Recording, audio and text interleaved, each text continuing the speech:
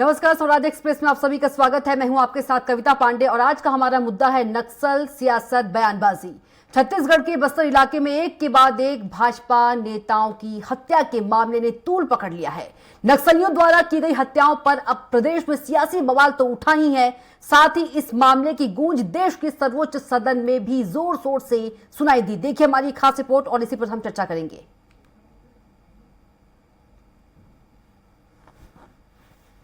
मिर्जापुर, सुकमा, नारायणपुर ये वो इलाका है जहां आए दिन नक्सली अपने नापाक मंसूबों और कई तरह की वारदातों को अंजाम देकर दहशत फैलाते रहते हैं। हाल ही में नारायणपुर इलाके में नक्सलियों ने एक के बाद एक 3 लोगों को बेरहमी से मौत के घाट उतार दिया और तीनों ही मृतक बीजेपी से संबंध रखते थे। कोई भाजपा का कार्यकर्ता था, कोई पदाधिकारी था, तो कोई बीजेपी समर्थित। वहीं सूबे में लगातार हो रही संगठन के नेताओं की हत्या को लेकर बीजेपी सत्ताधारी कांग्रेस पर हमलावर है। देश के सर्वोच्च सदन में भी बीजेपी सांसद और प्रदेश अध्यक्ष अरुण साव ने केंद्र सरकार और सदन से मांग की है कि छत्तीसगढ़ में हो रही बीजेपी नेताओं की हत्या की उच्च स्तरीय जांच की जाए। बुधराम करटाम जो हमारे बस्तर जिले के मंत्री थे, नीलकंठ कक्केम जो हमारे मंडल अध्यक्ष थे, श्री सागर साहू जो हमारे पार्टी के जिले के उपाध्यक्ष रहे, श्री रामधर अलामी जो पूर्व सरपंच हैं, इन 4 प्रमुख पदाधिकारियों को लक्ष्य करके ये टारगेट किलिंग 4 प्रमुख पदाधिकारियों की पिछले 1 महीने में हुई है। ये राजनीतिक षड्यंत्र है। देश के सर्वोच्च सदन में मामला उठाने से पहले बीजेपी ने छत्तीसगढ़ प्रदेश मुख्यालय में प्रेस कॉन्फ्रेंस करके भी कई सवाल खड़े कर दिए। इतना ही नहीं, भारतीय जनता पार्टी ने छत्तीसगढ़ में बीजेपी नेताओं और पदाधिकारियों की टारगेट कर हत्या का भी गंभीर आरोप लगाया है। मेरा स्पष्ट कहना है कि ये टारगेट किलिंग है, कांग्रेस का षड्यंत्र है। कांग्रेस की जिस प्रकार से जमीन खिसक रही है,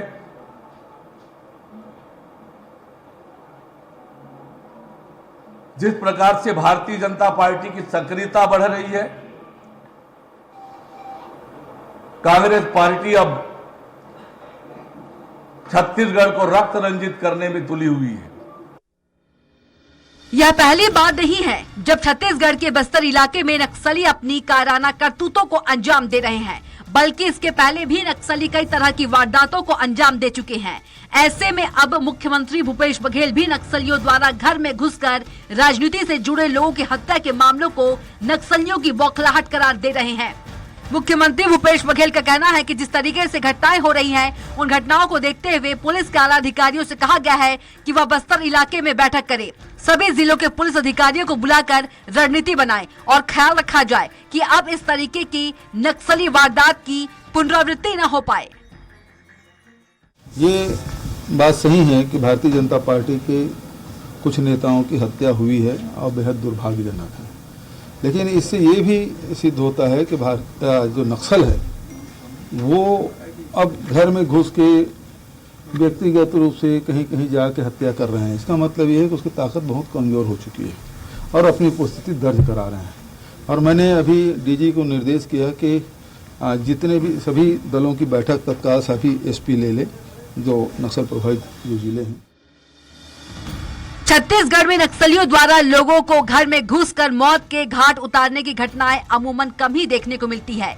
यही वजह है कि अपने नेताओं की हत्या के विरोध में बीजेपी सड़क से लेकर सदन तक की लड़ाई पर उतर आई है। दूसरी तरफ बघेल सरकार भी इस तरह की कायराना करतूतों का पुरजोर विरोध कर रही है। अब देखना होगा कि मुख्यमंत्री भूपेश बघेल के निर्देश के बाद इस तरह की घटनाओं में कब और कैसे लगाम लग पाता है। रायपुर से स्वराज एक्सप्रेस के लिए हेमंत शर्मा की रिपोर्ट। और इसी मुद्दे पर हम चर्चा करेंगे और ज्यादा चर्चा के लिए हमारे साथ मौजूद है कांग्रेस प्रवक्ता सुरेंद्र वर्मा जी और बीजेपी प्रवक्ता उमेश मोरे जी और राम अवतार तिवारी जी, वरिष्ठ पत्रकार है। आप तीनों का चर्चा में बहुत बहुत स्वागत है। सबसे पहले राम अवतार तिवारी जी, आपसे सवाल है कि जिस तरह से 4 बीजेपी नेताओं की हत्या हुई है, नक्सलियों ने घर में घुसकर हत्या की है, किस तरह से देखते हैं? वहीं बीजेपी सांसद की बात करें अरुण साव, उन्होंने कहा कि छत्तीसगढ़ में टारगेट किलिंग हो रही है।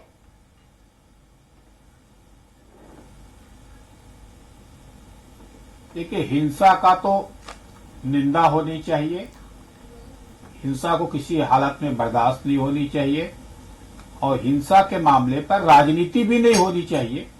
राजनीतिक आरोप प्रत्यारोप से अलग हटकर इसको देखना भी चाहिए, शासन को भी देखना चाहिए, समाज को भी देखना चाहिए, तभी नक्सलवाद खत्म हो पाएगा। जी। नक्सली अगर किसी टारगेट के तहत जिस लगातार भाजपा नेताओं की हत्या कर रहे हैं तो इसके कारणों को ढूंढना चाहिए, उसके कारणों को पता लगाकर वहां पर भारी संख्या में पुलिस बल है, सुरक्षा जवान है, पूरी टीम है, संसाधनों की कमी नहीं है, जी। उसको रोका जाना चाहिए। दूसरी ओर भाजपा के नेताओं को भी अपनी जो सक्रियता है उसको बचा कर सतर्कता से साथ चले। जी। और ऐसे क्या कारण है कि जो भाजपा के नेताओं को या भय पैदा किया जा रहा है जी। या टारगेट बनाया जा रहा है, उसको भी खोजबीन होनी चाहिए कि कोई भी मानव की है वो हत्या हो रही है जो सार्वजनिक जीवन में है तो वो निंदनीय है। और इसको एक और नजरिया होना चाहिए जी। कि सभी दलों को वहां पर बैठकर, सभी समाज को बैठकर, सभी संगठनों को बैठकर बस्तर में इसका मुकाबला करना चाहिए, नक्सलवाद का मुकाबला करना चाहिए कि जो लोग नक्सली लोग इस तरह की गतिविधियों को अंजाम दे रहे हैं, आज भाजपा के लोग मारे गए, कल कांग्रेस के लोग भी मारे गए थे, कल कोई व्यापारी मारा जाएगा तो किसी ने कैसे लोगों की पारी आती जाएगी, कोई छूटेगा नहीं और भय बनाकर एक दूसरे उद्देश्य की तरफ जा रहा है नक्सलवाद। तो इसको अगर रोकने का सही उपाय है, केंद्र सरकार इस समय भाजपा में है और उसको भी यहाँ पर एक्शन करना चाहिए, राज्य सरकार को भी एक्शन अपना बढ़ाना चाहिए, दोनों की संयुक्त टीम बननी चाहिए। तो दिल्ली से लेकर झगड़गुड़ा तक सबको ये बात पर एकजुट होना चाहिए कि नक्सलवाद जो है बस्तर में खत्म हो। जी। वो किसी पार्टी के नजरिए से, किसी व्यक्ति की नजर से ना देखा जाए। वो गरीब भोले भाले आदिवासी जो है वो दिनों दिन वहाँ पे मारे जा रहे हैं, निर्दोष लोग, और जो बदमाशी के लोग हैं वो एक तरह से बच रहे हैं। तो ये एक अच्छा न्याय नहीं है। जो न्याय की जो प्रक्रिया है जी। वो न्याय की प्रक्रिया में जो न्याय होना चाहिए वो कहीं कहीं होता नहीं दिख रहा है जी। ये बड़ा चिंतनीय विषय है। जी बिल्कुल। सुरेंद्र वर्मा जी के पास चलेंगे, कांग्रेस नेता है।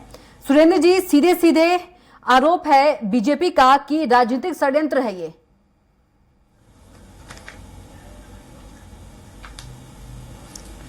कविता जी, मैं ये समझता हूं कि राजनीतिक गिद्ध बनने के बजाय हम लोकतंत्र पर विश्वास करें और जो माओवाद है ये मुख्य धारा के खिलाफ है। जी।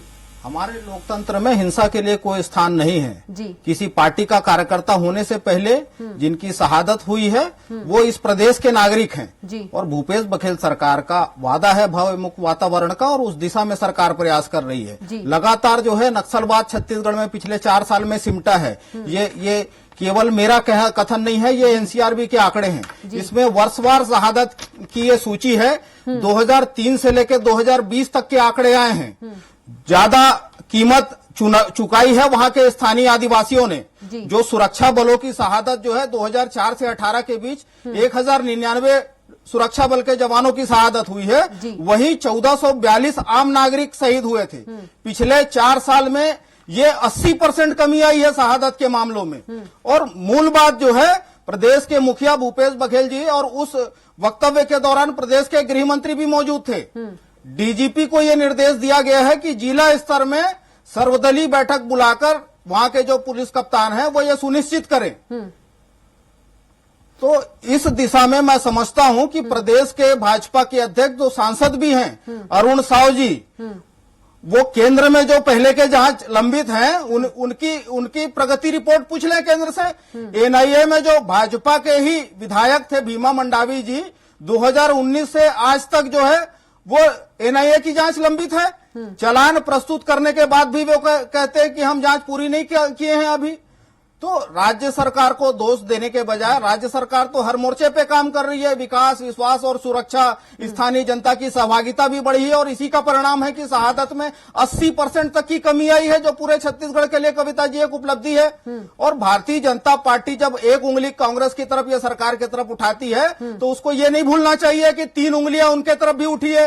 ये तमाम रिपोर्ट है द प्रिंट की है, 16 जून 2020 की खबर है कविता जी, आशुतोष भारद्वाज जी की। आज तक भाजपा ने खंडन नहीं किया जिसमें भाजपा और नक्सलवाद का साठगांठ उजागर किया था उन्होंने। 2003 से लेकर 2018 तक भाजपा और नक्सलवाद का बस्तर में साथ साथ विकास हुआ। और जिस प्रकार से पहले भी अभी आरोप लगा रहे हैं, 2013 में भाजपा के दंतेवाड़ा जिला उपाध्यक्ष शिवदयाल तोमर की हत्या रमन सिंह के समय में हुई थी। जी, बीजेपी प्रवक्ता कुछ बोलना चाहते हैं। उमेश जी, सुरेंद्र जी, उमेश जी के पास चलते हैं, आएंगे आपके पास। जी उमेश जी, कुछ कहना चाह रहे हैं। जिनकी भूमिका भी उजागर हुई थी जी, मंडावी जी, आपके सवालों को जवाब दे रहे हैं। जी उमेश जी, देखिए बीते 30 दिनों के अंदर में हमारे 4 कार्यकर्ताओं की, हमारे 4 नेताओं की हत्या हो जाती है। वो भी घर में घुस करके उनके परिवार के सामने, गांव वालों के सामने निर्मम तरीके से उनकी हत्या की जाती है। और हमारा तो सीधे तौर पर आरोप है कि ये टारगेट किलिंग है और सीधे तौर पर भारतीय जनता पार्टी के नेताओं को टारगेट किया जा रहा है। उनको चिन्हित करके उनकी राजनीतिक हत्या के रूप में हम इसको देखते हैं, क्योंकि आने वाले समय के अंदर में 23 के अंदर में इस प्रदेश के अंदर में चुनाव होना है।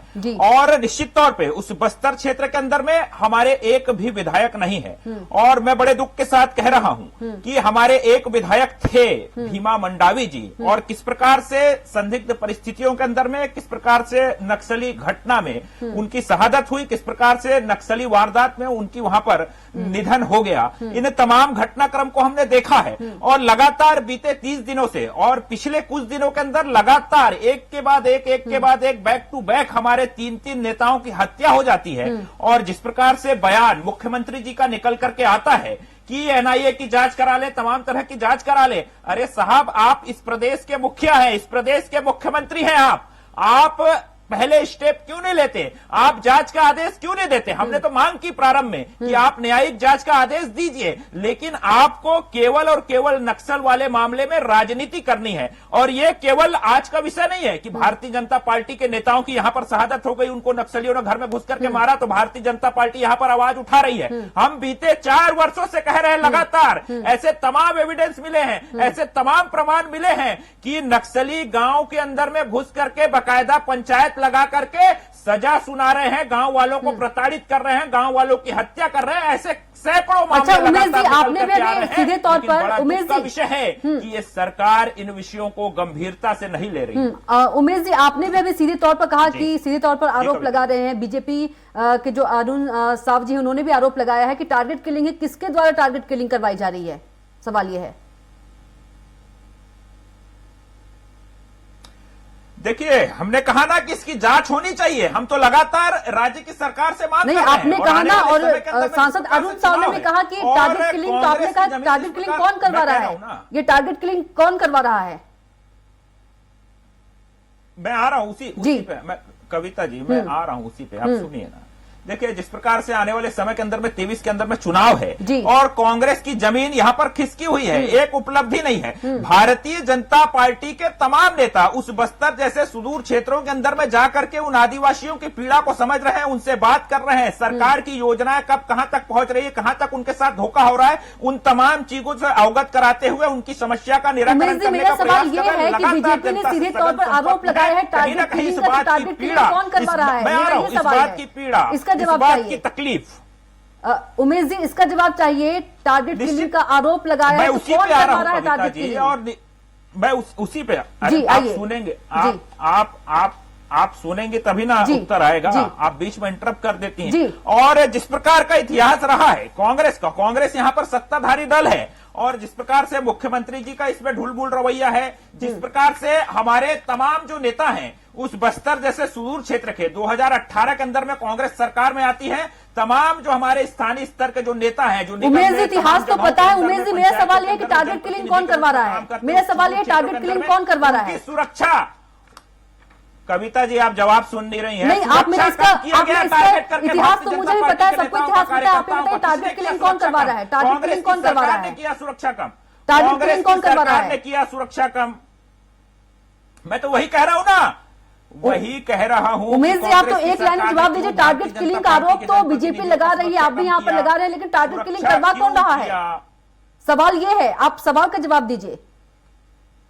मैं वही तो कह रहा हूं, सुरक्षा क्यों कम किया? भारतीय जनता पार्टी के तमाम नेताओं को टारगेट करके, मैं फिर शब्द का प्रयोग कर रहा हूं, टारगेट करके सुरक्षा क्यों कम किया गया? और उसी का परिणाम है कि आज जिस प्रकार की घटनाएं निकल करके आ रही हैं, जिस प्रकार से 4-4 भाजपा के नेताओं की यहां पर शहादत हो जाती है, घर में घुस करके उनकी हत्या कर दी जाती है, तो ये सब क्या है? मैं इन्हीं तमाम मुद्दों पर आपका ध्यान आकृष्ट कराना चाह रहा हूं कि किस प्रकार से सुरक्षा में कटौती की गई है और किस प्रकार से इस प्रकार की घटनाएं निकल करके सामने आ रही है। एक उदाहरण भी आपको दे देता हूं सुरक्षा कम कराने का। यहां पर हमारे एक भाजपा नेता लव कुमार रायडू साहब थे। 2016 के अंदर में जब हमारी सरकार थी, उनके भाई की नक्सलियों ने हत्या कर दी। हमारी सरकार रहते एसपी के संज्ञान लेने के बाद उसको 1-4 की सुरक्षा उस व्यक्ति विशेष को दी गई जो भाजपा नेता लव कुमार रायडू नाम का था। लेकिन बाद में वो लव कुमार नायडू कांग्रेस प्रवेश कर लेता है। कांग्रेस प्रवेश करने के बाद भी उसको सुरक्षा यथावत रहती है जो हमारे सरकार के समय से थी। लेकिन बाद में वही शख्स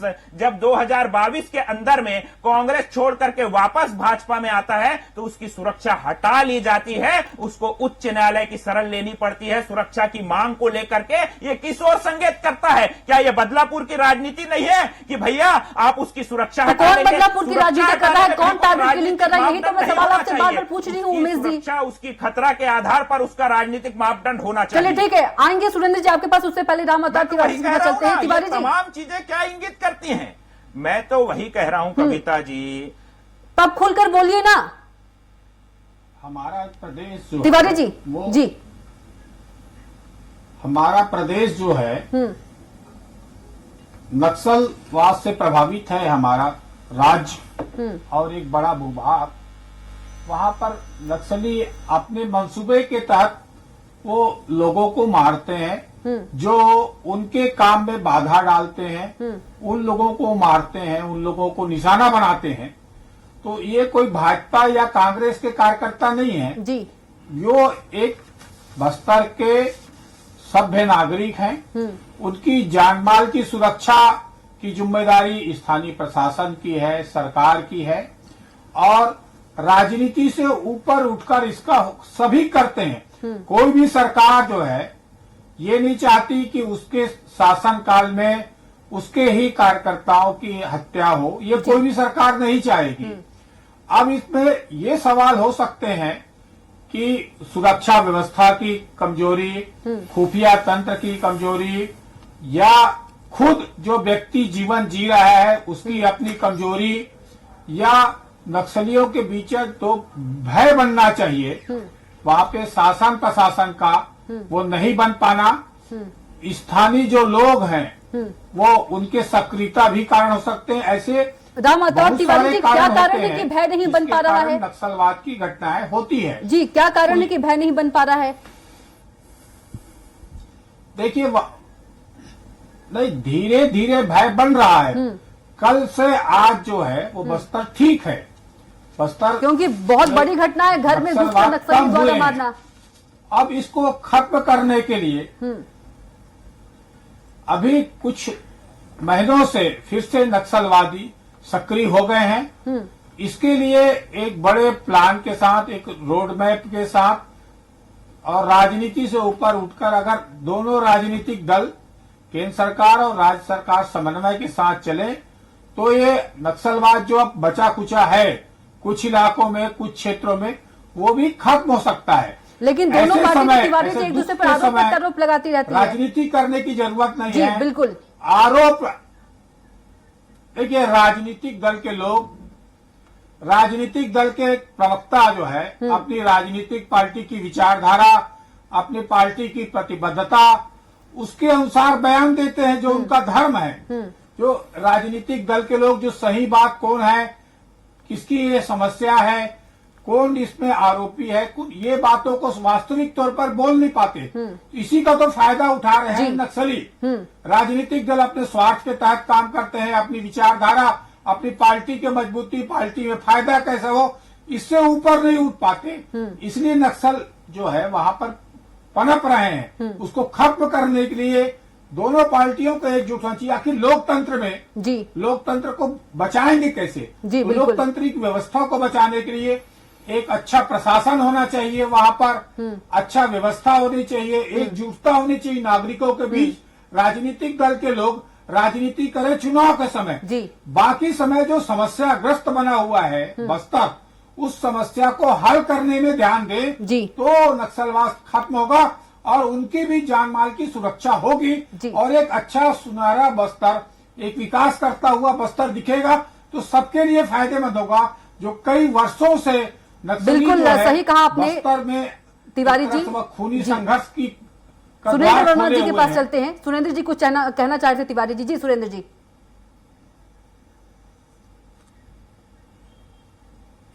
कविता जी, नक्सलवाद में हमने बड़ी कीमत चुकाई है। अग्रिम पंक्ति के नेताओं के सहित 31 कांग्रेस के नेताओं की शहादत हुई है। भारतीय जनता पार्टी के लिए हो सकता है राजनीतिक मुद्दा हो, लेकिन कांग्रेस का पहले दिन से ही कमिटमेंट है और विकास, विश्वास और सुरक्षा को लेकर भूपेश बघेल जो सरकार जो काम कर रही है उसका परिणाम है कि 80% ऐसी घटनाएं कम हुई है। निश्चित रूप से एक भी शहादत जो है और ऐसे कृत्य कायराना हरकत जो है नक्सलियों की वो निंदनीय है और सख्ती से सरकार निपटेगी। लेकिन भारतीय जनता पार्टी को अपने पाप याद आ रहे हैं। षड्यंत्र और हिंसा जो है वो भाजपा का राजनीतिक टूल्स है।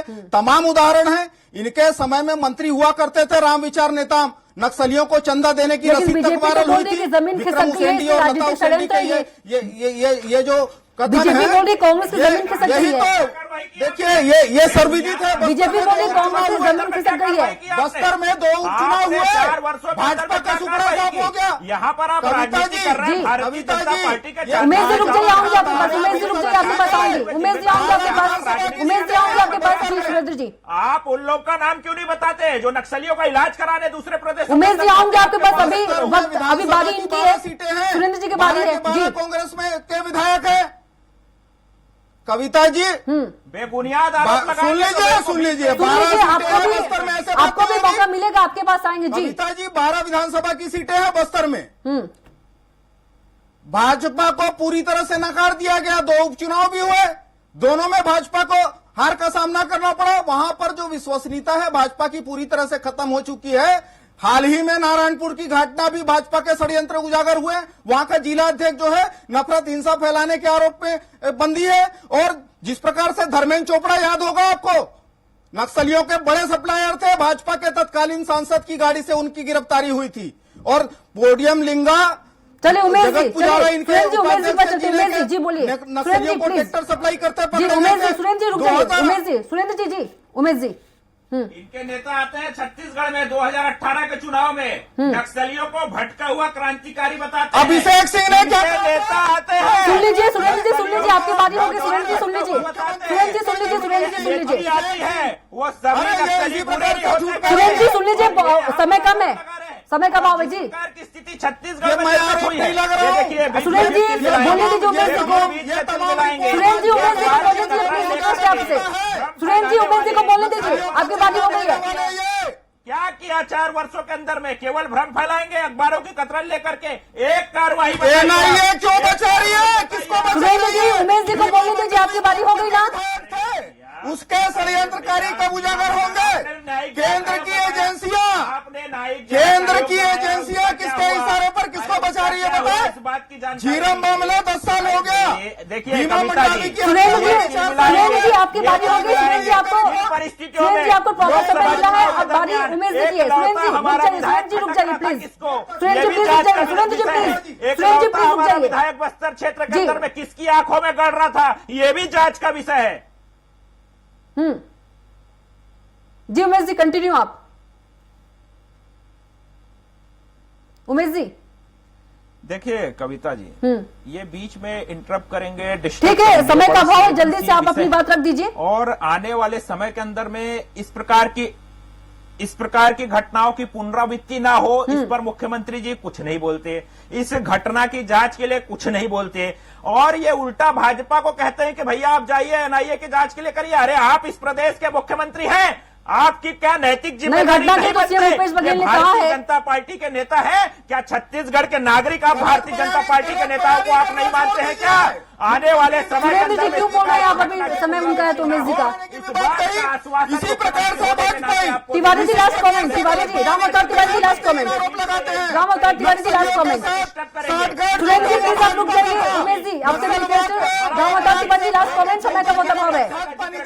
सुरेंद्र जी, सुरेंद्र जी प्लीज रिक्वेस्ट है, उमेश जी लास्ट कमेंट राम अवतार तिवारी जी से। तिवारी जी, जो समस्या से पूरा बस्तर इस समय घिरा हुआ है,